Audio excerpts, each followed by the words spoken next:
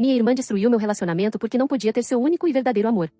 Passei a noite inteira chorando, pensando que tudo era inútil e que eu deveria ter evitado provocar isso. Provocar? Perguntei, rindo sem humor. Você acha que aparecer com meu namorado num encontro de família é provocação? Ou é só você que não consegue ver ninguém feliz sem querer ser o centro das atenções? Ela suspirou do outro lado da linha, como se eu fosse o problema. Sua irmã tem um coração sensível, se apega com facilidade. Sensível? Interrompi, quase gritando. Mãe, ela transou com meu noivo, destruiu meu casamento, e você está preocupada com os sentimentos dela?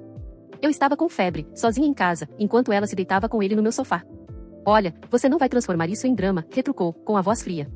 Vamos conversar outro dia. E desligou. Naquele momento, percebi que ninguém ali ia me defender. Minha família sempre me tratou como um enfeite quebrado. Mas se esqueceram que esse enfeite também tinha garras. Sempre teve. A diferença é que agora, finalmente, essas garras estavam apontadas para eles.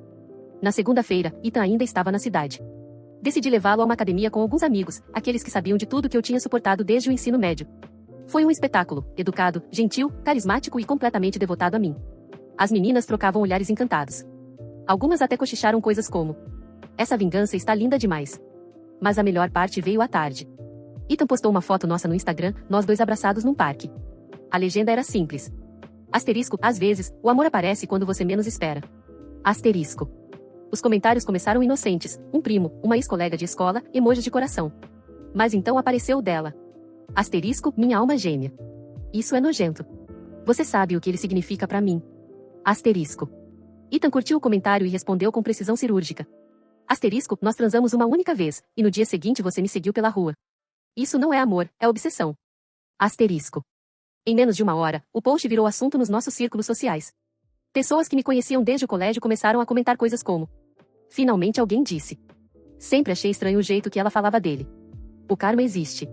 Ela ficou em silêncio na publicação, mas me mandou uma sequência de áudios pelo WhatsApp, chorando, gritando, perguntando como eu podia usar isso contra ela. Num dos áudios, soluçando, disse: você está destruindo a minha vida por vingança. Respondi apenas com um texto curto. Asterisco, não. Eu só estou mostrando como acabou depois que você destruiu a minha. Algo que você nunca soube fazer. Asterisco. E então, sem cerimônia, a bloqueei. Mas não tinha acabado ainda. Eu ainda não sabia que ela não deixaria isso passar tão facilmente. Na quinta-feira à noite, recebi uma notificação. Ela havia feito uma publicação no Instagram. Uma selfie com o rosto inchado de tanto chorar, a luz suave do abajur iluminando a legenda. Asterisco, é difícil ver sua irmã roubar o homem que você ama, rir da sua dor e ainda ser aplaudida por isso. Eu não sou perfeita, mas ninguém merece passar por isso. Asterisco. Mais de 1000 curtidas. Pessoas comentando. Força. Se cuida. Você vai superar. E o que mais doeu foi ver que algumas pessoas próximas a mim compartilharam a postagem. Na manhã seguinte, fui até a casa dos meus pais. Minha mãe abriu a porta, surpresa. O que você está fazendo aqui? Vim conversar com todo mundo. Entrei. Meu pai estava na sala.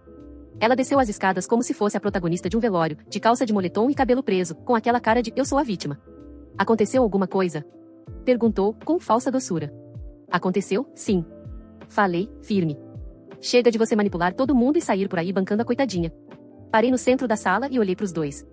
Mãe, pai, vocês viram a publicação. Acham mesmo que isso é justo? Lembram quem destruiu o noivado de quem? Meu pai suspirou. Minha mãe tentou dizer algo, mas levantei a mão. Agora vocês vão me escutar. Virei-me para ela. Você seduziu o Ryan, me apunhalou pelas costas, pediu desculpas com aquela cara falsa e achou que ainda ia continuar sendo a princesinha da família. Mas agora a mesa virou. Agora é você quem está no chão chorando, e ninguém vai te salvar dessa vez. Porque não é uma publicação dramática que vai apagar os prints, os áudios e os testemunhos. Todo mundo viu quem você realmente é. O silêncio caiu como uma sentença. Ela permaneceu calada, chorando. Meu pai olhou para o chão, sem coragem de erguer os olhos. E naquele instante, percebi, enfim, eu estava livre. Por um instante, ninguém se moveu. O silêncio na sala parecia ter peso próprio, esmagando cada respiração. Minha mãe desviava o olhar, como se preferisse fingir que não estava ali. Meu pai passou a mão no rosto, exausto, como se finalmente percebesse que não haveria como varrer aquela vergonha para debaixo do tapete. Minha irmã continuava com o rosto coberto pelas mãos, os ombros sacudindo num choro sem som, mas eu não conseguia sentir pena.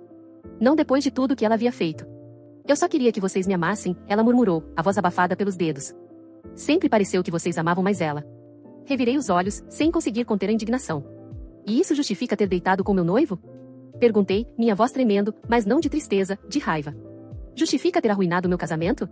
Ter feito eu me sentir a pessoa mais desprezível do mundo enquanto você fingia ser minha confidente? Ela ergueu o rosto. As lágrimas desciam em sulcos, mas ainda assim, naquele olhar, havia uma fagulha de arrogância que me lembrou porque cheguei até ali. Eu não sei por que fiz isso, sussurrou. Talvez só quisesse provar que podia. Minha mãe tapou a boca, chocada, mas não disse nada.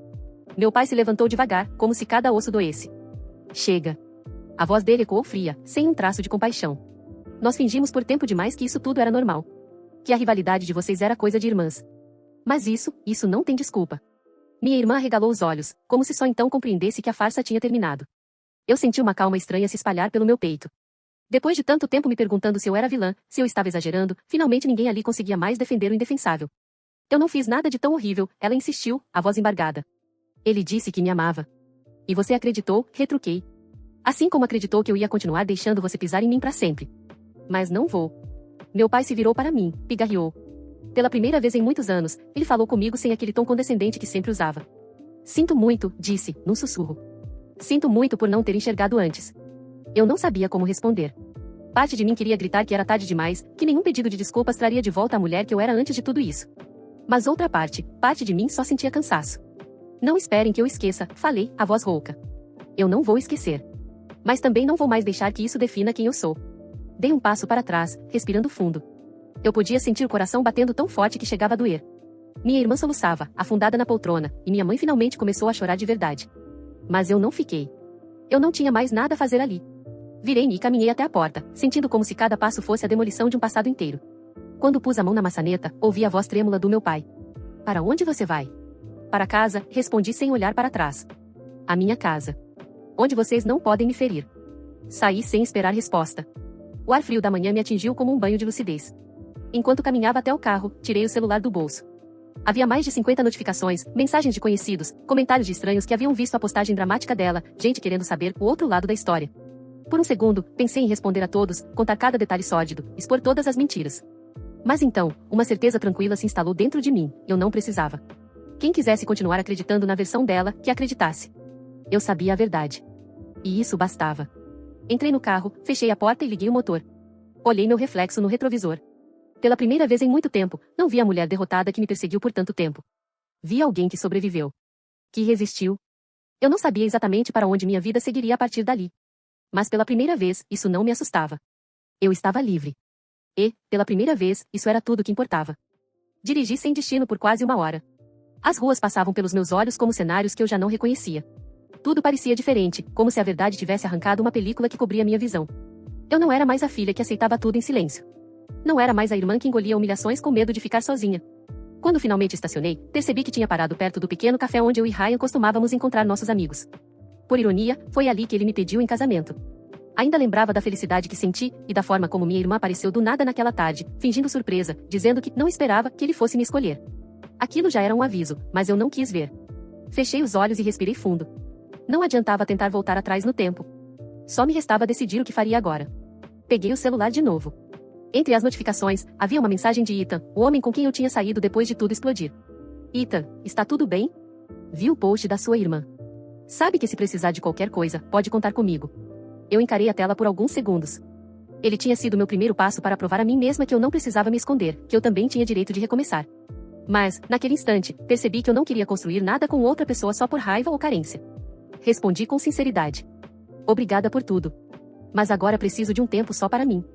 Enviei a mensagem e, logo em seguida, bloqueei o número de Ryan. A parte covarde de mim ainda mantinha o contato salvo, como se ele algum dia fosse se arrepender de verdade. Como se viesse me pedir perdão. Mas era uma mentira que eu me contava. Eu sabia, no fundo, que ele e minha irmã mereciam um ao outro, porque nenhum dos dois sabia amar sem destruir quem estava por perto. Guardei o telefone na bolsa e desci do carro. O vento gelado me fez puxar o casaco até o pescoço. Atravessei a rua até a porta do café e, por impulso, entrei. O sino tilintou acima da minha cabeça e a atendente levantou os olhos, sorrindo com simpatia. Mesa para um? Ela perguntou. Mesa para um, confirmei. Era tão simples. E, ao mesmo tempo, tão libertador.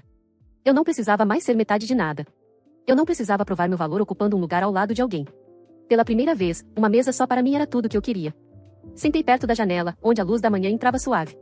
Enquanto mexia o café, pensei em tudo o que deixei para trás. A casa dos meus pais, carregada de aparências. Os jantares onde todos fingiam harmonia. O noivo que se derretia por outra enquanto dizia que me amava. A irmã que nunca suportou me ver feliz. Eu tinha passado anos acreditando que precisava deles. Mas naquele momento, percebi a verdade. Quem só te ama enquanto pode te controlar, não te ama. Nunca amou.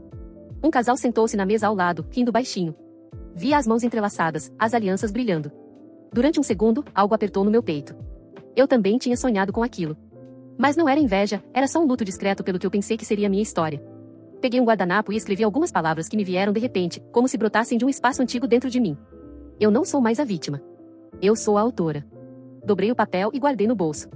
Era meu lembrete de que dali em diante, tudo que acontecesse na minha vida seria decidido por mim, não por chantagem emocional, não por medo de perder o amor dos outros. Quando terminei meu café, paguei a conta e caminhei até a porta. Lá fora, o céu se abria num azul sereno. Eu ainda tinha muitos dias ruins pela frente. Ainda choraria algumas noites, lembraria de tudo com raiva e mágoa. Mas, naquele instante, senti algo se acomodar em mim como uma raiz nova. Eu estava renascendo. E, pela primeira vez, não devia explicações a ninguém. Saí do café sem pressa, sentindo um tipo de cansaço que não era físico. Era como se meu coração estivesse se ajustando ao espaço novo que o silêncio deixava. Ninguém me ligava exigindo satisfações, ninguém vinha atrás implorar desculpas falsas. Pela primeira vez, o vazio parecia saudável. O celular vibrou outra vez. Eu tinha prometido a mim mesma não abrir nada, mas um impulso curioso venceu. Mamãe, filha, podemos conversar? Acho que vocês duas estão deixando isso ir longe demais. Balancei a cabeça, irritada. Até no tom doce dela havia chantagem. Aquela ideia de que tudo podia ser resolvido com um "vamos deixar pra lá" sempre foi o pretexto para não encarar que minha irmã era egoísta e cruel. Fiquei alguns minutos parada na calçada, lendo e relendo aquela mensagem. Depois, só digitei. Eu não tenho nada para conversar. E não vou fingir que está tudo bem. Enviei e desliguei o telefone. Enquanto caminhava de volta até o carro, me dei conta de que a voz da minha mãe era apenas um eco de algo que eu mesma carregava, medo de ficar sozinha. A diferença era que agora eu aceitava essa solidão. Eu não precisava mais temê-la. Entrei no carro e respirei fundo. Eu tinha prometido a mim mesma que não me esconderia. E, por isso, fui até a loja onde trabalhava Mariana, minha melhor amiga desde a faculdade. Ela sempre tinha sido a única pessoa que não se deixava enganar pelo teatro da minha família. Quando me viu entrar, Mariana ergueu as sobrancelhas, surpresa. Meu Deus, você está viva. Achei que ia sumir do mapa depois do post da sua irmã. Eu forcei um sorriso cansado. Quase sume. Mas eu não podia. Ia acabar virando mais um motivo para eles dizerem que eu sou ingrata, rancorosa, tudo isso. Mariana me puxou para um abraço longo, daqueles que desmancham a rigidez dos ombros. Eu só consegui fechar os olhos e me permitir encostar. Eu vi tudo, sabia? Eu sei quem você é. E sei quem ela é. Ninguém aqui acredita que você seja essa vilã que pintaram. Ela se afastou o suficiente para me olhar. Aliás, você devia processar a bonita. Foi difamação pura. Ri baixinho. Acho que ela contava com isso. Que eu fosse explodir, revidar, arranjar barraco. Assim, podia continuar bancando a vítima perfeita. E o Ryan? Mariana perguntou com cuidado, como quem toca uma ferida. Bloqueei. Minha voz saiu mais firme do que eu esperava. Cansei de dar espaço para alguém que não teve coragem de me escolher nem de dizer a verdade. Ela apertou minha mão. Tô aqui pra tudo, viu? Até pra te ajudar a queimar fotos, se precisar. Eu sorri de verdade, pela primeira vez em dias. Por enquanto, acho que só quero respirar. E começar do zero. Então faz isso. Começa de novo. Do seu jeito. Ficamos um tempo ali, sentadas atrás do balcão da loja, bebendo café requentado. E eu percebi que, mesmo que minha família inteira resolvesse virar as costas, eu ainda teria quem me olhasse com honestidade. E, principalmente, eu teria a mim mesma. Quando fui embora, Mariana me abraçou outra vez e sussurrou. Você não é o que sua irmã diz que você é. Você sabe disso, né? Assenti devagar. Agora eu sei. No caminho de volta para casa, passei em frente à casa dos meus pais. As luzes estavam acesas. Imaginei minha mãe e meu pai sentados na sala, comentando sobre como eu tinha mudado e como era triste eu me afastar. Talvez eles jamais entendessem que eu não tinha mudado. Eu só tinha parado de aceitar migalhas. Estacionei no meu prédio e respirei o ar frio da noite. Era tarde, mas eu não me sentia tão exausta quanto esperava. Pelo contrário, algo dentro de mim parecia desperto.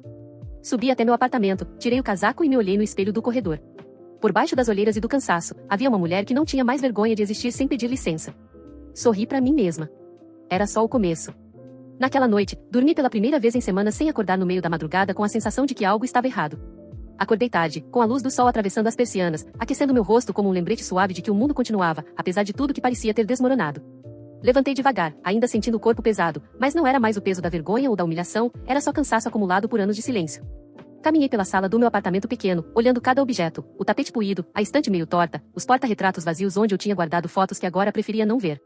Pensei que aquele lugar, tão simples, tinha sido o único espaço que era realmente meu. Onde ninguém decidia por mim, onde eu não precisava fingir nada. Abri o notebook e comecei a escrever. Não sabia exatamente o que, mas as palavras saíam como se estivessem esperando muito tempo para existir. Falei da minha irmã, da sensação de ser sempre uma peça quebrada na coleção de porcelana da minha família, da dor de descobrir que quem você ama prefere preservar uma história bonita a enxergar a verdade. Escrevi sobre como o amor não correspondido é menos destrutivo que a traição silenciosa. E sobre como, mesmo assim, eu não desejava mal a ninguém e só queria distância. Quando terminei, fechei o computador e me dei conta de que aquela história já não precisava mais ser contada aos outros. Eu não precisava provar nada a ninguém. Era suficiente saber que eu conhecia a verdade. No início da tarde, recebi uma mensagem de Mariana. Ela tinha postado uma foto nossa no café, com uma legenda simples: "Você merece paz". Havia dezenas de comentários de pessoas que não conheciam todos os detalhes, mas que deixavam corações, frases de apoio, mensagens dizendo: "Estamos com você". Pela primeira vez, não senti vergonha de ser vista como vítima. Não me sentia mais vítima, mas alguém que sobreviveu. Passei o restante do dia limpando a casa. Tirei roupas velhas do armário, separei coisas para doar, rasguei papéis antigos. Cada saco de lixo parecia carregar um pouco daquela história que eu não queria mais arrastar pelos cômodos. Quando terminei, tudo pareceu maior, mais arejado. Era simbólico, eu tinha espaço de novo. No fim da tarde, enquanto guardava algumas caixas no armário, encontrei um presente embrulhado em papel florido. Era um livro que eu tinha comprado meses antes para dar de presente de aniversário à minha irmã. Segurei o pacote nas mãos, imaginando a mim mesma entrando na casa dos meus pais, oferecendo aquilo com um sorriso tenso, esperando que talvez, só daquela vez, ela se lembrasse que também era minha irmã. Que também tinha me amado um dia. Mas aquele dia nunca chegou. E estava tudo bem. Sentei no sofá e, com cuidado, desfiz o embrulho. O livro chamava-se As Coisas que Perdemos no Fogo. Ri baixinho com a ironia do título. Sim, eu tinha perdido muita coisa, a confiança, a paciência, a ilusão. Mas o que tinha sobrado era meu. E era forte o bastante para continuar. Peguei meu celular e vi uma última mensagem não lida da minha mãe. Ainda espero que vocês possam se perdoar. Por um momento, senti a velha dor pulsar no peito, mas logo depois ela se dissolveu. Eu não odiava minha irmã. Não desejava vingança. Só queria seguir em frente. E, se para isso fosse preciso nunca mais dividir a mesma mesa, eu aceitaria. A paz custava caro, mas finalmente eu estava disposta a pagar o preço. Deitei no sofá com o livro no colo. Do lado de fora, a noite caía devagar, como se também não tivesse pressa. Pela primeira vez em muito tempo, não senti medo do silêncio que se instalava. Ele não era vazio. Era liberdade. Fechei os olhos e imaginei o futuro, um lugar onde eu pudesse acordar todo dia sem precisar me explicar. Onde eu pudesse rir de verdade. Onde a minha história não fosse um campo minado de expectativas alheias. Ali, naquele instante, percebi que não importava quantas vezes alguém tentasse me definir, eu tinha decidido quem eu era. E isso ninguém podia tirar. Quando adormeci, senti algo parecido com gratidão. Porque, apesar de tudo, eu estava viva. E, acima de qualquer coisa, estava inteira. Se gostou, conte comigo para mais histórias. Obrigado por me deixar acompanhar essa jornada.